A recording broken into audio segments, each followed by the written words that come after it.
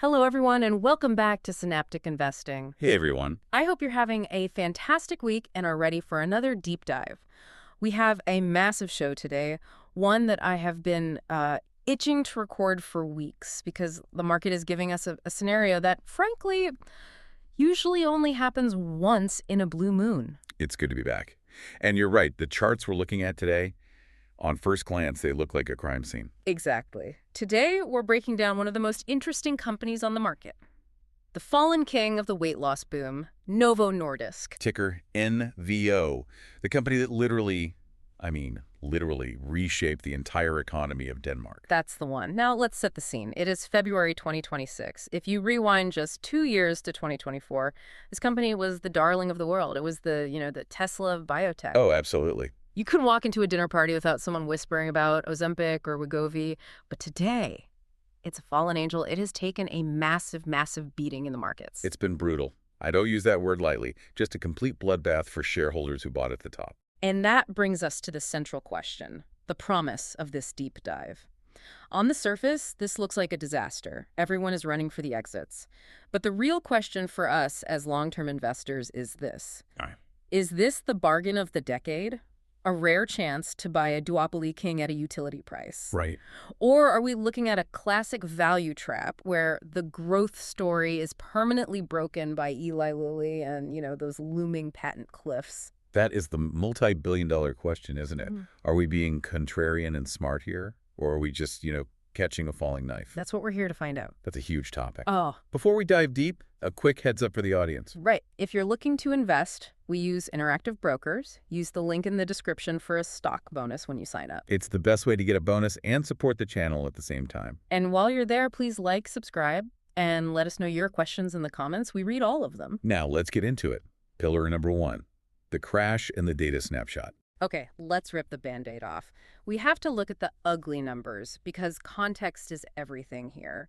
We're recording this on February 7th, 2026. The stock is sitting at $47. Which puts the market cap right around, $210 billion? And for anyone who was following this stock in 2024, seeing it at $47 feels like a glitch in the matrix. I mean, it is down significantly from those highs. So far down. But the price isn't even the most shocking part. It's the valuation. This is where I had to double-check the data myself. I literally refreshed my terminal 3 times thinking something was broken. Right. Let's talk PE ratio. The trailing 12-month price-to-earnings ratio is sitting at 13.8x. Let's pause there because I want to make sure the gravity of that number lands for everyone listening. The PE ratio is effectively how many years of current earnings it takes to pay back your purchase price. Yep.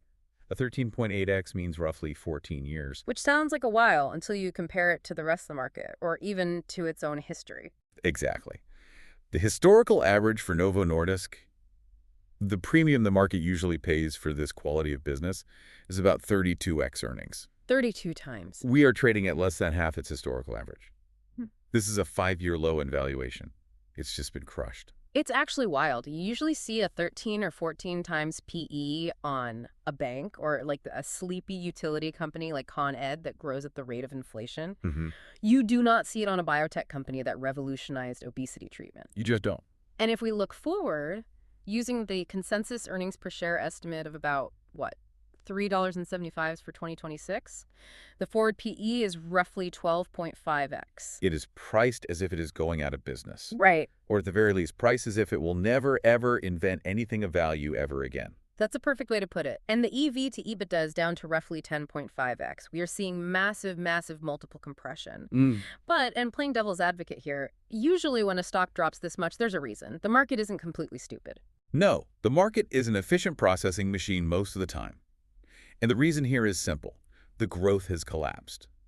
We have to be honest about the deceleration. You can't bury your head in the sand. You can't. So let's look at that growth. What did the numbers actually say?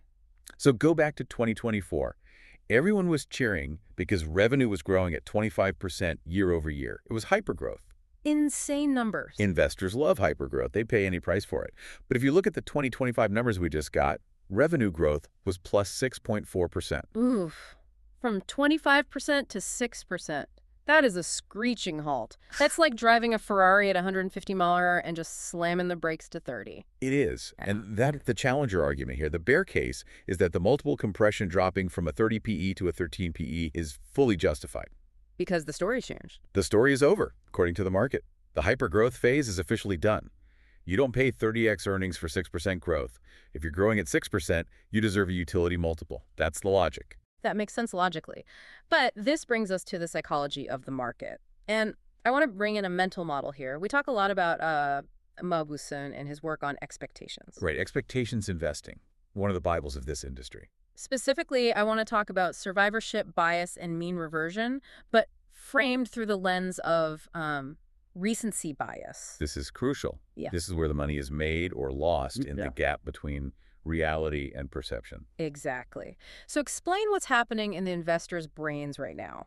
Why does 6% growth feel like death? Well, it's recency bias. And it works in both directions, right? Yeah. Back in 2024, investors looked at that 25% growth and their brain said, this will last forever. Of course. They extrapolated the good times indefinitely. That's why the stock was so expensive. They priced it for perfection. And perfection is a very, very hard standard to maintain. Impossible, usually. Yeah. Now, shift to today, February 2026, we have 6% growth.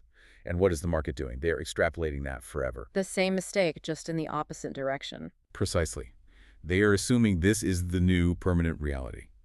They've swung from extreme optimism to extreme pessimism. So they are acting as if the company is dead. Completely. They're ignoring the fact that even if the S-curve of rapid adoption has flattened out, this company has a massive, fat cash flow tail. They are pricing a temporary slowdown as a permanent funeral. And that disconnect is usually where the opportunity lives. But to understand if it is an opportunity, we have to look under the hood. We can't just rely on the chart. We need to understand the business itself. Which brings us to pillar number 2, the economic moat and the competitive landscape. So, Novo Nordisk. For the uninitiated, they are the kings of insulin and, more famously recently, the GLP-1s for weight loss Ozempic, Wegovy. Right. And we need to analyze this business model because it's unique.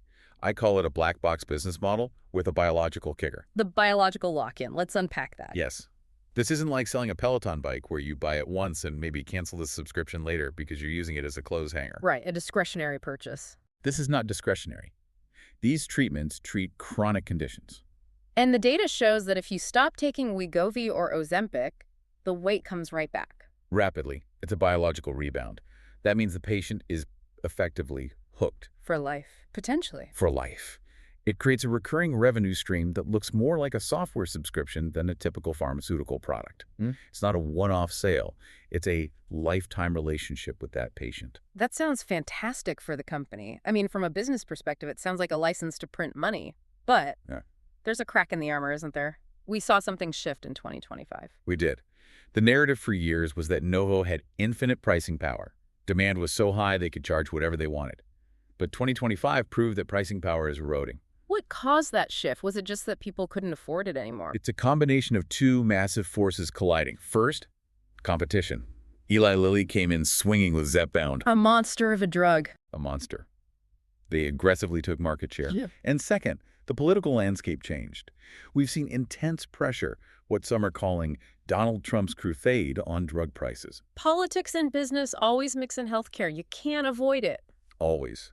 And we need to talk about PBM's pharmacy benefit managers. The middlemen, the gatekeepers. Gatekeepers. Think of them like the toll booth operators on the highway to the patient. If you want your drug on the formulary, which is the list of drugs insurance will pay for, you have to pay the PBM a rebate. It's essentially a kickback to get shelf space in the pharmacy. Correct. And because Lilly is fighting so hard for market share, they started offering bigger and bigger rebates. You get better placement. Exactly. And to compete, Novo had to match them. So even if the list price looks the same, the net price, the amount Novo actually pockets per script, is flat to down. So they are selling more volume, but getting paid slightly less for each unit. That's a dangerous trend if volume doesn't explode to cover it. Exactly. It compresses margins. It's a huge headwind. Okay, so let's run this through the 7 powers framework. This is Hamilton Helmer's strategy framework we love to use to greet a business. Where is the moat? What's protecting them? The primary moat is clearly cornered resource. In this case, it's intellectual property. The patents on semaglutide, The active ingredient in Ozempic and Wegovy are the castle walls. And how long do those walls hold? Because in biotech, patents are everything. The clock is always ticking. It is. They hold until 2031 or 2032, depending on the specific patent. So another 6 years, roughly? That is a legal monopoly. It guarantees that no generic floods the market for at least another 6 years. That is 6 years of guaranteed high-margin cash flow. That's significant. 6 years is a lifetime in this market. But what about the anti-moat? Where are they weak? This is interesting. Historically, Novo had process power. They were the best at fermentation and manufacturing. They could make this stuff when no one else could. It's really hard to brew these biologics at scale. Incredibly difficult. But The supply constraints of 2023 and 2024 hurt them badly. It opened the door for Lilly. right, because doctors couldn't get Wegovy for their patients. Exactly. Right. So because Novo couldn't make enough, doctors started prescribing Lilly's drug just because it was available. Now, both companies have massive scale.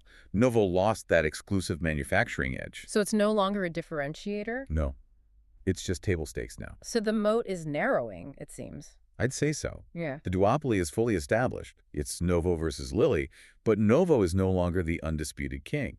And we have to talk about the product difference itself. The counterpositioning problem. This is a fascinating concept. Explain it for the audience. Counterpositioning is when a newcomer adopts a new, superior business model or product that the incumbent can't mimic because it would hurt their existing business. Like Netflix versus Blockbuster. Blockbuster couldn't go all in on streaming without killing their profitable store revenue. Exactly. Here, it's molecular. Lilly's drug, Mounjaro, is a dual agonist. It targets two receptors. Chemically, the data suggests it might be a superior product for weight loss compared to semaglutide, which is a single agonist. And Novo is stuck defending semaglutide because that's their cash cow. Right. Novo has billions and billions of dollars of infrastructure built specifically to manufacture semaglutide. They can't easily switch to a different, better molecule without cannibalizing their own massive investment. So they're forced to play defense. They're forced to play defense while Lilly plays offense. It's a very difficult strategic position. That's a tough spot. But they aren't just sitting on their hands. However, the people leading the charge have changed. Let's move to Pillar 3. Management, culture, and the kitchen sink. This is a huge factor in this stock drop. Management changes always rattle the cage. In August of 2025, Lars Vergaard Jørgensen, the CEO, left. A legendary run. Yeah. I mean, he took the company from a niche insulin player to the most valuable company in Europe at its peak. He was the architect of the obesity boom. He built this entire empire, and now we have a new CEO, Doustar. And whenever a legendary CEO leaves, you have key man risk. Investors get nervous. Was the magic in the company or was it in Lars? It's a valid question. And what we're seeing now with the guidance cuts and all the bad news, you call this the kitchen sink theory. Walk us through the game theory of this. Why would a new CEO want the stock to drop? It's a classic corporate maneuver. Think about it from his perspective. You're the new CEO. You step in on day one. Do you want to be blamed for the old guy's optimistic targets that you probably can't hit? No way. You want to set your own bar. Exactly. Yeah. So what do? You kitchen sink it. You throw all the bad news out at once. You lower guidance. You announce cost cuts. You take all the write-downs. You blame legacy issues. You reset expectations. You reset expectations to a bar that is so low, you could easily step over it next year and look like a genius. So the 2025 guidance cuts were likely strategic, not just a reflection of the business reality. I would bet heavily that there was a strategic element to it. He's resetting the baseline so he can look like a hero in 2027 when they beat expectations. But there's a real cost to this reset. I mean, it's not just numbers on a spreadsheet. They cut 9,000 jobs. That's the cultural cost. You can't fire 9,000 people without hurting morale, especially in a Danish company that was used to this idea of growth at any cost. It signals a massive pivot. It does. It signals they're moving from hypergrowth mode to margin preservation mode. My worry, and the worry of the bear case, is whether this damages the innovation engine. How so? If you cut the R&D team today to save money, do you miss the next breakthrough drug that you desperately need for when that 2031 patent cliff arrives? That is the long-term risk. Innovation is fragile. You can't just turn it on and off like a tap. Exactly. But let's look at the financial resilience right now. Pillar 4, capital allocation. Is the money they're making real? This is where Novo shines. I call it the quality of earnings test, or maybe the Shenanigans test. We see so many tech companies where they say we made $1 billion. Yeah. But then you look, and they paid employees $1 billion in stock-based compensation, so they actually made zero cash. Exactly, that's adjusted fluff. Silicon Valley is notorious for this. They pay employees in lottery tickets, stock options, and pretend it's not a real expense. But Novo? Novo passes the Shenanigans test with flying colors. Their stock-based compensation impact is less than 3%. Wow. That is squeaky clean. I mean, for a company this size, that's incredible. They don't use stock to pay everyone. They use cash. So when we say the PE is 13.8x, that represents real economic earnings. It's cold, hard cash landing in the bank account. That's a huge point. And what about the return on invested capital, ROIC? This is the metric that tells us how efficient the company is at turning a dollar of investment into profit. It's elite. Historically, they ran at 60–80% ROIC, which is unheard of. It's God tier. Just staggering numbers. Now, they bought Cadland, that big manufacturing acquisition, so their invested capital base is bigger. That brings the percentage down a bit, but we are still looking at an ROIC that is likely greater than 40%. And their cost of capital is, what, their WACC? Maybe 6 or 7% in this environment. Now, so let's just pause on that math. They are borrowing money at 7% and making 40% on that money. It is a money printing machine. It's the definition of value creation. It is, which leads to the cannibal moment. I love this term. It sounds scary, but for investors, it's a beautiful, beautiful thing. Charlie Munger loved the cannibals. He did. A cannibal is a company that eats its own shares. Buybacks. Right now, imagine you are the CEO. You have billions in cash pouring in every quarter. Your stock is trading at a 5-year low at 14x earnings. What is the single best investment you can make with that cash? You buy your own stock. It's a no-brainer. Aggressively. If you buy back your stock at 14x earnings, you are effectively getting a guaranteed, risk-free 7% return on that money, plus whatever growth the company generates on top of that. It's better than any R&D gamble. R&D might fail. Buying back your own stock at a steep discount never fails. Exactly. If the new CEO is rational, they should be eating up the float right now. Reducing the share count drives up the earnings per share, the EPS, even if revenue stays completely flat. It's how you manufacture growth during a slowdown. It is. So they have the cash, they have the motive. They should be buying. But they are also spending on R&D. You have to mention the Wegovy pill. The oral semaglutide. This is the high conviction bet. Right now, Wegovy is an injection. And let's be honest, lots of people hate needles. It's a huge barrier to entry. Plus, the cold chain logistics are a nightmare. You have to keep the pens refrigerated. Shipping them is expensive. Storing them is annoying for the patient. Exactly. The pill bypasses all of that. No needles, no fridge. If they can launch the pill successfully late in 2025, it opens up a whole new market. It's a convenience play and convenience sells. Which transitions us perfectly to Pillar 5, valuation and the path forward. What is the growth engine if the injection market is slowing down? It's the oral unlock. That pill creates a potential second S-curve. It captures all the needle-phobic patients who have been sitting on the sideline. And geographics. The world is a big place. The West is slowing down. The U.S. market is maturing. But India and the APAC region, they are defying the slump. So a different growth story there. A completely different one. Novo is pivoting. They are going for volume over price in those regions. They might sell the drug cheaper in India, but they will sell millions and millions more units. Okay, let's do the math. The reverse DCF. This is my favorite valuation tool. Instead of guessing the future, we look at the price today and ask, what does the market believe? Right. What's baked in? We're at $47 per share. What is the market pricing in? At $47, the market is treating Novo Nordisk like a utility, like a Pfizer or a Gilead. The math implies that the market thinks Novo will grow at 0% to 2% forever. 0 to 2%. That's just inflation, so no real growth. Basically, the market is saying growth is over, the party is done. Terminal decline is priced in. But the consensus estimates, what do the actual analysts who cover the stock say? Well, consensus still sees revenue hitting almost $49 billion in 2026. That implies stabilization, not decline. So there's the disconnect. There's the disconnect. If Novo grows at even 5%, just a modest 5%, the stock is wildly mispriced at today's level. Let's triangulate the intrinsic value. Give me 3 ways to value this so we aren't just relying on one model. Okay, method A, mean reversion. Let's say they never get back to a 32 PE. That's fine.